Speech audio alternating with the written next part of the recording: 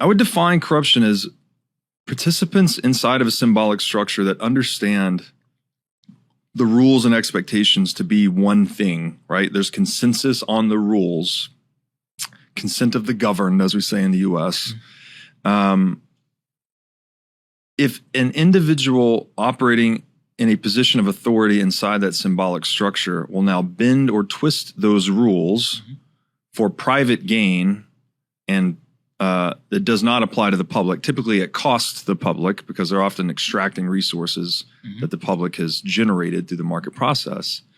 That is corruption, right? So bending a rule for private gain, bending a public rule for private gain, I would define as corruption. And this is like that phrase that we've heard recently, rules for thee, not for me, right? That's corruption in a nutshell. So again, symbolic structures, and could be a social institution, hierarchy, story, whatever you want to call it, necessary for us to live at the top of the food chain. But given the ethereal nature of these things, they're not real, right? They can be twisted in the imaginations of people and the imaginations of inhabitants by others, right? You can tell a new story or a competing story. These are often called narratives too, right? Like information warfare and narrative warfare. And this is the domain of propagandists, rhetoricians, bullshitters, right? They're trying to feed you some false symbolic reality to get you to do something that they want you to do. They're trying to bend you to their will, effectively. And so that is corruption in a nutshell. And we know corruption precedes self-destruction, right? Have you ever had a corrupted hard drive? Have you ever seen the end game of a corrupt government? Look what happened to Enron, right? They bent this reality of public accountability for private gain and vaporized $70 billion of wealth in the process, right? Corruption is like, it's pathology, it's destruction, it's disease. And so the more we can prevent public rules from being bent, twisted, or broken to the end of private gain, the less corruptible the symbolic structure becomes, the better off we all are. Yes. And so what we really need, what humans need, is an incorruptible, which I think is the equivalent to saying an indestructible symbolic structure. Because if you can't corrupt the story, then you can't destroy the story. I mean, at least, I know this is a bit abstract, but seems about the same thing to me.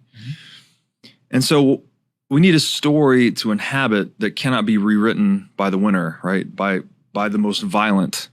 You need an actual story, hopefully based in something like principles, right? Truth, justice, freedom, all these things that we all want and seek. We have a natural inclination towards. We want that integrated into the symbolic structure that we inhabit. And so, you know, if it's justice, to just keep what you earn or get what you deserve, that's what the justice system is, right? And that's what our natural idea of justice is, just people getting what they deserve. So this is not something new. We've been attempting to do this for a long time. I think, hopefully I'm just throwing light on it in kind of a new way. But so in that world where people get what they deserve, I think that's similar to saying we have a world where property is unbreakable or inviolable. So people, what they work to create, they keep. And what is stolen is returned, right? Like that's the kind of the general themes of justice we would like to see in socioeconomic reality. It's where the relationship between people and their assets is a non-revocable relationship. And that would make all trade consensual, right? Because you wouldn't, in that world where you can't steal people's stuff. I always say this on the show too, there's two avenues to wealth acquisition. There's making and there's taking. To the extent that you cannot engage in taking, if I can't take stuff from people, I'm left with no other option than to go to work, right? Make something, trade with people. So the game we've been playing is trying to reduce the incentives toward taking in our symbolic structure so we can tilt people towards making.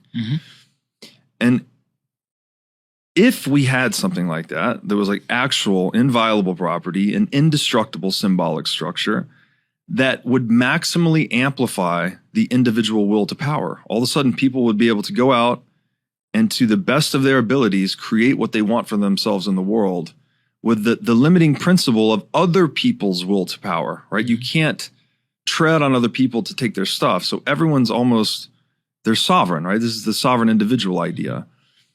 And I would say that indestructible symbolic structure like that is absolutely necessary to maximize human freedom. We have to have a symbolic structure to the extent that it's not corruptible. It lasts longer over time. It produces more wealth. It creates more satisfaction if human wants. It increases the carrying capacity of the planet, for God's sakes.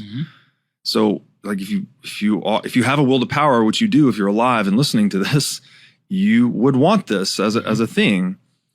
And again, I think that's what the U.S. was an attempt at, right? We tried to create this decentralized, less corruptible governance mechanism with checks and balances intrinsic to it, such that it would resist corruption. But I think also that is what Bitcoin is. It's the closest thing to an indestructible symbolic structure we've ever had. Yeah, I agree with that. These are rules that cannot be twisted or broken for private gain. It's essentially, and it's paradoxical in a lot of ways, but it's essentially this public utility used to facilitate the transfer of private property. Like two things we never thought we could get into one bucket, and we somehow have. Rules that can't be changed. It's based on a purely opt-in, opt-out social consensus. Nothing, there's no coercion in it whatsoever. There's nothing hidden, right? There's not even the opportunity for information asymmetry because it's open source technology. So towards this idea, which we've been working, I think Bitcoin is the greatest reach yet.